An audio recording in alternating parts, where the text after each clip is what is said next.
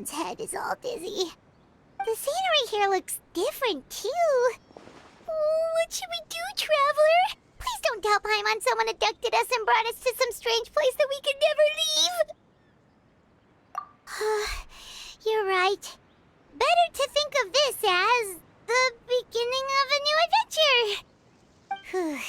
Thank goodness you're still here. If Paimon woke up alone, she probably would be trembling in a tree hollow.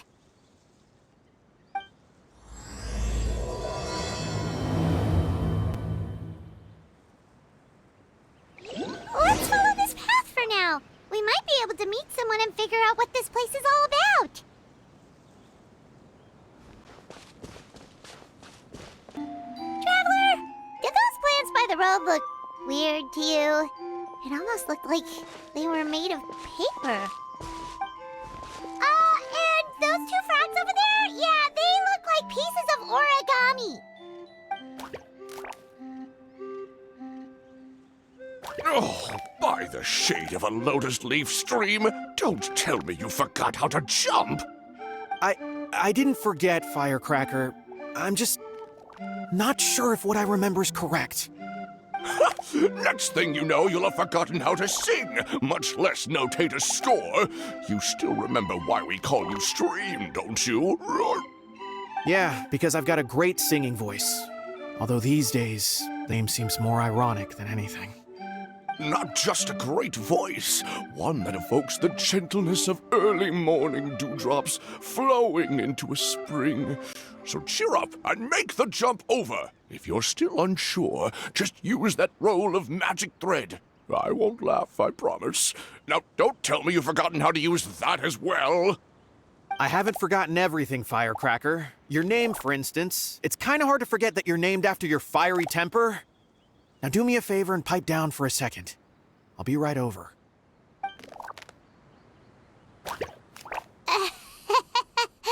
You saw that too, right? Paimon's not seeing things, is she? This place is getting more confusing by the second. Anyway, why don't we go after those two frogs? They didn't look evil or anything. Plus, they might be able to help us out. Guess we're not catching up to those frogs. They were so fast. Paimon couldn't even tell where they hopped off to in the end. Excuse me, honored travelers. Did you come from the Cliff of Prophecy, perchance? The chubby paper hamster just talked. Chubby? Who are you calling chubby? I've just got a slightly thicker layer of paper on me, that's all. Allow me to introduce myself. My name is Almond, and I'm an elder of the Forest of Blessings. I've been waiting here for the hero of prophecy to arrive. Traveler, could you pinch Paimon just to make sure she's not still dreaming? Pinching, you say? Well, I can help with that. Although you'll have to get a little closer. My arms are rather short. That's all right. We just need a minute to collect ourselves. Okay, let's think things through. We know for sure this isn't the world we're familiar with. The talking paper animals and all the paper trees and plants make that pretty clear. The hero from another world, supported by their companions, shall restore peace to the world. That is what the prophecy says. Dearie me, I completely forgot to introduce you to this world, didn't I? And here I am, getting all excited by the arrival of the hero. You'll have to excuse me. This old brain isn't what it once was, all shell and no nut. Oh well, perhaps my once glossy paper has faded past the point of no return. It's okay, really. You can just tell us all about this world now. Let me think. Where should I even begin? I've pretty much forgotten everything that happened in the past. Right. I believe the story circulating along the pulp of this forest goes as follows. A long, long time ago, 3 goddesses created this world and named it Simulanka. The goddess of creation, who presides over matter and magic, created the mountains and rivers and gave us life. Her powers also paved the way for Simulanka to exist in numerous worlds. After the goddess of creation came the goddess of prophecy, with dominion over the stars and the course of fate itself. She induced the sky to spin and the earth to move. Even to this day, her statue still stands tall at the highest point of Constellation Metropole. The final goddess was the goddess of fate, she who reigns over all treasured tales and dearest wishes. She bestowed upon us the fierce and everlasting feelings of love and hate, and showed us the meaning of death and hope. Whoa, they all seem super impressive. Sounds like they really did a lot. Of course, all new residents of Simulanka come to the forest to thank the goddess of creation for founding this world, and travel to Constellation Metropole to witness the divinations of the goddess of prophecy's numerous oracles. After that, they make their way to the end of the world and tell the goddess of fate about their most cherished dreams. Well, at least that's how it used to be. How it used to be? Did something bad happen? Oh, yeah. That has to do with the hero you're waiting for, right?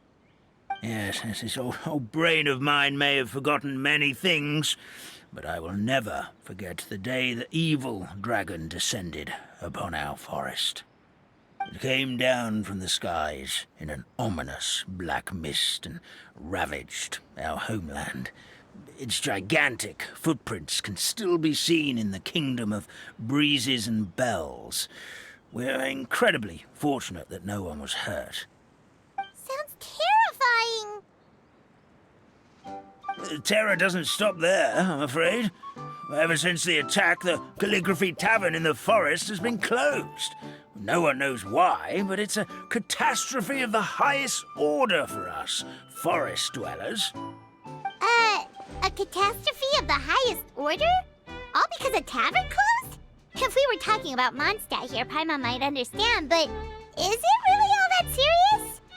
Good goddess of creation above. We'd take even the greatest flood over the closure of the tavern.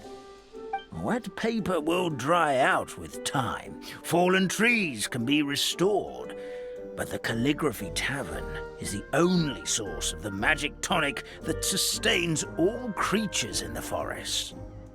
Magic what? Magic tonic. It was gifted to the forest by the goddess of creation herself. A special potion that helps us maintain our vitality. Well, our bodies will gradually crumple and become brittle until they eventually disintegrate entirely. Our colors will fade and we'll start to lose our memory until we can't even remember our own names.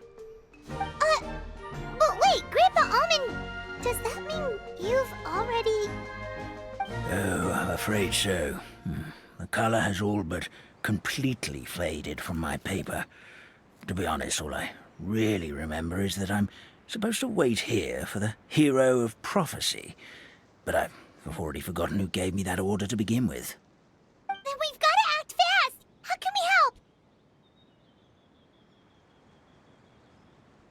Oh, brave Pixie. May the goddess of fate reward you and your friend for your kindness. Could it be you're the heroes I've been waiting for all along? Not sure how we know that. Plus, we can't even remember how we got here, so it's not looking too promising. Well, this is turning out to be quite the conundrum for old Almond Brain here. The prophecy never mentioned anything like that. For now, why don't you come with me to the Hut of Blessings? Our forest fairy lives there. Maybe she'll know what to do. Whoa, a forest fairy? Like one that knows magic? Oh, you betcha. She's prophesized to join the hero on their journey. Well, then, she sounds like exactly the kind of person we need. Please lead the way, Grandpa Almond.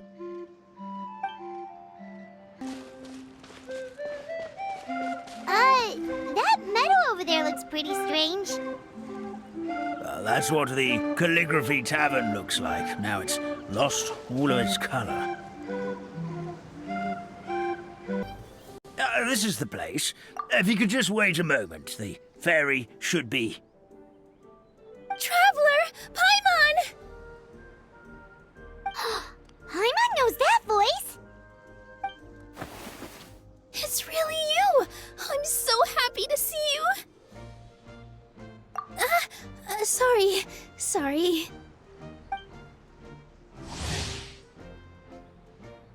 So Nilu is the forest fairy? Well, you certainly look the part. Thank you. To be honest, I'm still getting used to it. It's the weirdest thing. I remember I was reading a book at the Grand Bazaar, and then I guess I must have fallen asleep at some point because, well, then I woke up dressed like this. And in my dream, someone spoke to me. They said, "You are the fairy of the Forest of Blessings. Now go, save the forest with your magic." At first, I thought this whole world was just part of the dream, but no matter how hard I tried, I couldn't seem to wake up. I couldn't find anyone I knew from the real world either. Sounds similar to what happened with us. We also have no idea how we got here. Anyway, sorry for my reaction back there. I got a bit too excited when I saw you two. It's okay, we totally understand. We were looking for a way out, too. At least we know we're not alone. Oh, blessed be the goddess of fate above. You're already friends with the fairy of the forest. Grandpa Almond, thank you so much for bringing my friends here. Could you let the others know I'm coming? I'll head over right away. Of course, leave it to me. Hey-ho, pistachio. Today truly is a blessed day.